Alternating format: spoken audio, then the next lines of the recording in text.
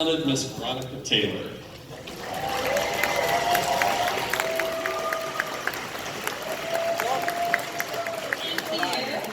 Hi, everybody. Hi. So Veronica plays our lead and I love you too. She's in a lot of other stuff. This Pokemon show, apparently. I was in the first 8 seasons, just so you know. She's also been in a lot of other dubs that we have, including His and Hers, Tyler, which really is her best performance. Gundam the Origin, Ninja Nonsense, and she's also Sailor Pluto and Sailor Moon. Yeah, I loved His and Hers Circumstances. That was one of my favorite shows to work on. Have anybody not seen that show? I guess that's the next thing to buy on Blu-ray. Is that that was a good show. Anyway, well, glad to be here. Well, Veronica, since you're here, we want to talk a little bit. I wanted to have you tell the audience a little bit about your experience so far with Aria and what you've enjoyed about it. You know what I loved is seeing this clip because I haven't seen any of it before. So, you know when you're dubbing something, whether you know it or not, you only get to see your lines. So I actually haven't heard any of the other voices on the show. So this was, I guess because I must be recording before anyone else. So this was pretty exciting to see it all come together. One thing I love about this show too is the animation. It's so gorgeous. And I was recently in Venice and I was so surprised at how similar it looks. They've done such a nice job with it. The characters are also lovely, and my experience working on the show is kind of this crazy renegade dubbing, because I go in and we're recording it at Headline Studios in New York, so I go in for like 4 or 6 days, and I'm in the studio nonstop for, I don't know, 8 hours or so, and we're just recording and recording away. So it's, I look forward to actually seeing it and getting to experience this, which is, there's a lovely amount of time that this show is able to take. It's really beautiful, and you can just kind of watch it. You know, it's not, there's not a high-paced energy to it, which I think we all can see from the clip. So my experience recording it is high-paced energy, but it'll be nice to see it. So you want to see it? I do. I think I'd like to see it. You mean this? Could I make? Yeah, there you go. It's done. Yeah. All right, so we're waiting on one last piece of this to come in so that we can ship this product to everybody was back for it. The last piece that's left is the box. and a lock of everyone's hair. Just kidding, just kidding. But just kind of some neat things to show off. We've got the magnets of all the characters. Whoa, that's exciting. We've got a sticker set that we're into the number of the tiers. Wow. We've got a little stationery set with the paw print from President Aria. Wow, look at these stickers. And those of you who backed all 3 seasons, this is the triple backer button set. Whoa. And then finally, I hope I got the right size for you. Is this for me? It's the Aria t-shirt. Wow! How awesome! Anyway, so we will be shipping this very soon. So Veronica, what is the? You said that you went into the studio and you were there for 4 or 6 straight days. How does that compare to the normal stuff that you do for other productions? Well, it all depends. So, gosh, it really depends on the show. I'm working on, for Sailor Moon, it's somewhat similar, where I go in and I do several episodes at a time. Again, that's anime, so I don't hear any of the other characters, and I just do my lines. I'm on a show called Welcome to the Wane on Nickelodeon, and that too I go in by myself, but there's no picture to match the flap to. So we just do 1 episode at a time, and they can book you for up to 4 hours, depending on how many lines you have, is how long you're in the studio. And then for that, we just do, you have 1 line and you can do 3 or 6 takes or whatever, and then they can choose that. When you're dubbing, you're just fitting it in the flap, and then when it seems to fit, you move on to the next line.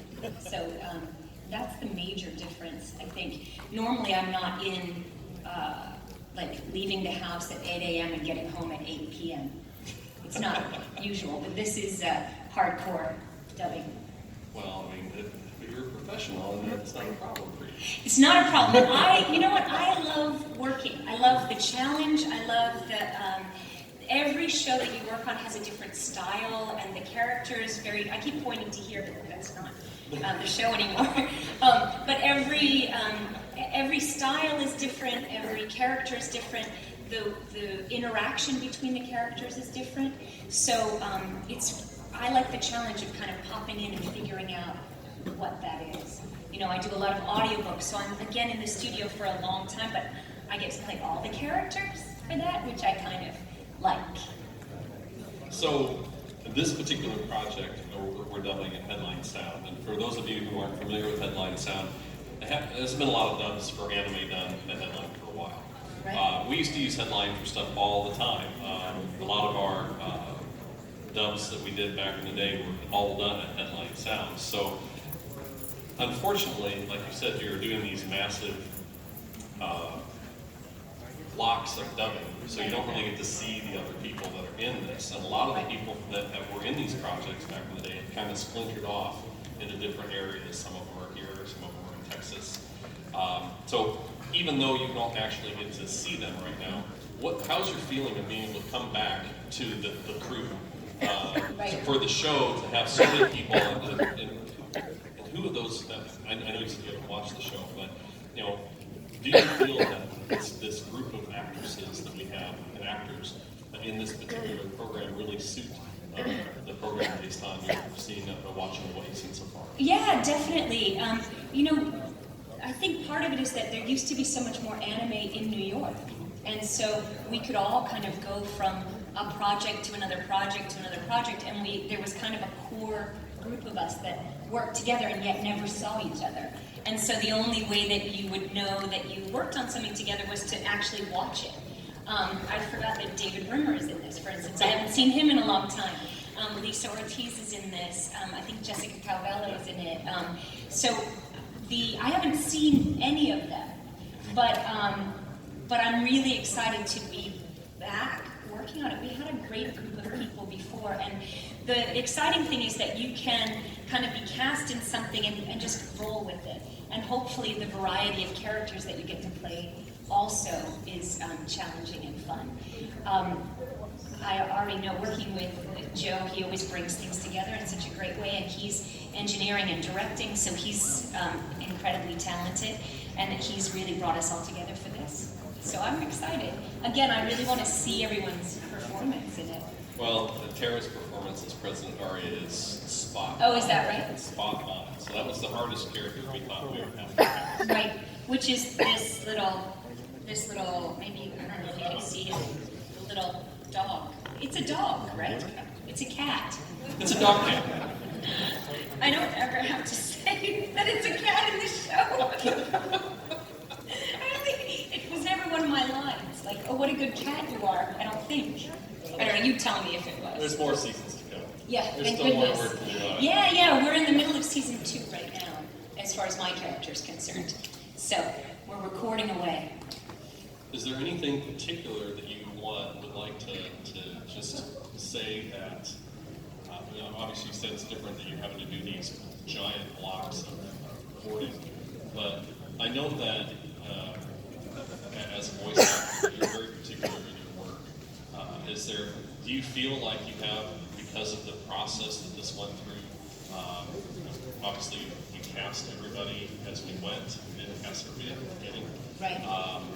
And it was really neat to see everybody's excitement and reveal on that. But your involvement in the production, in terms of your ability to really just pick the tape that you think is best. I don't think I have that kind of, I don't have that actually. I think it's still Joe doing that, and then, within the mix and how it eventually fits in. I would say the biggest thing that I'm really a stickler for grammar, and there's certain things that I want it to make sense in a bigger way. And I think when you're working on anime, the biggest thing is that you've got the original Japanese, and then you have the sub version, and now we have the dub version. And so there's part of the script that we're working off of has some of what was subtitled in, and then how we're trying to make it so that it also matches the lip flap and also is appropriate. So sometimes there's some language that maybe was in the subtitle that doesn't quite work with how it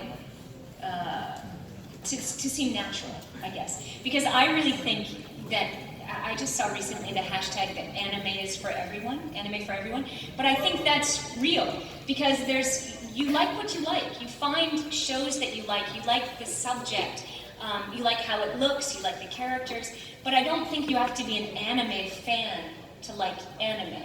I think you like a show and then perhaps you become an anime fan. So I like that a show can stand on its own and also pay enough homage and honor to the original. So yeah, I don't feel like I have that much responsibility on it, but I am a stickler for certain things that don't sound right. So compared to a lot of the other productions that you've been involved with, you said that you really enjoyed the feel of this program. Can you elaborate a little bit on that? I think it's so beautiful. And I just love that whole, when you see the cherry blossoms falling down the petals, and I like that, and that just the fact that they're on the water all the time, it feels like you're on vacation a little bit. So I like that, and I like the calmness of it, and that it can tell a story. So I don't know, compared to other shows, I do think a lot of animation nowadays is just full-on antic, and this is much more calm. So I think it has a nice place in your show lineup. So did this inspire you to go to Venice then? It didn't inspire me to go because I went because my daughter was doing a month summer abroad, but it did inspire me to take more photos than I might have taken, and then also to show like, wow, this is just like in Aria when we were rowing down the canal and they're going by and they see a little alleyway and they decide to go down there, and there's so much about it that's real, which I didn't actually realize that. The coolest thing, has anyone been to Venice here?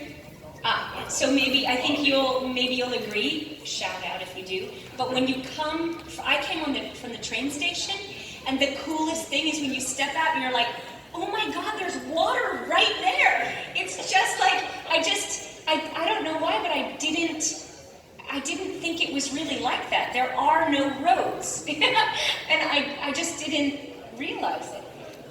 And now I do, as many of you can attest. It's a glorious, crazy, odd place. And I think that a lot of the animation in Aria really supports that. That kind of haunted feeling, and like you're living in the past, but now, and I don't know, I loved it. Would you all concur with that, or? Yeah. So let's all go back to Venice. It's a nice, relaxing feel. I mean, yeah. We've had people we've talked to about this show in the past that just told us that this is a show they can watch over and over because it just gives them the ability to just relax and be happy. And there's a lot of anime out there that's more in-your-face action that's... Right, loud and kind of, yeah. So... It's beautiful. Well, I really appreciate it. Oh, thank you. So, we thought we'd open up things for questions a little bit. While I know that a lot of you guys love Pokemon, it would be great if we could have some questions that aren't necessarily about that. So Veronica has the ability to talk about something other than Pokemon. And if anybody has any questions about the Kickstarter or anything that they'd like to kind of ask, there's a microphone over here on at least to my right, and I can answer a few questions. Also, if you want to stick around, I know we ended up running out of the little cards that we gave away for the drawing. I'm really sorry about that. I'm really enthusiastic about how many people came here, so next time we'll make sure we bring way more of those. But at the end, the beautiful Miss Taylor will pick some numbers. Oh, really? Yep. And she can give away this shoe. Oh, wow. That's... Oh, my God. Uh-oh. Is the Kickstarter still going on? No, the Kickstarter is closed. I see. So So if the people are either in or they're not. in or they're not. I So people who did get into Kickstarter have the ability, if they maybe were only able to pay for season 1 because they didn't have enough money to donate at the time, they can still, over the course of the next few months, pick up the following seasons. Oh, I see. So they can add on, I but they see. can't start. And if you weren't part of the Kickstarter, can you still buy the Blu-ray? We're going to go ahead and put this out as a standard release, at least sometime, hopefully, in 2019. So Okay. people who got the Kickstarter and supported it will have the ability to watch the show for a significant period of time before they can buy the release. That's good to know. Okay, cool. That's the end of my questions for now. Shall we start with you? All right. Thank you, Ms. Taylor, for being here. I have a question for Mr. President. Is that me or the cat? Aria. That is you, sir, because I'm a loyal fan, but I'm not a well-educated fan. I was hoping you could maybe clarify how certain Gundam series were released on DVD, and then shortly after, I picked them up.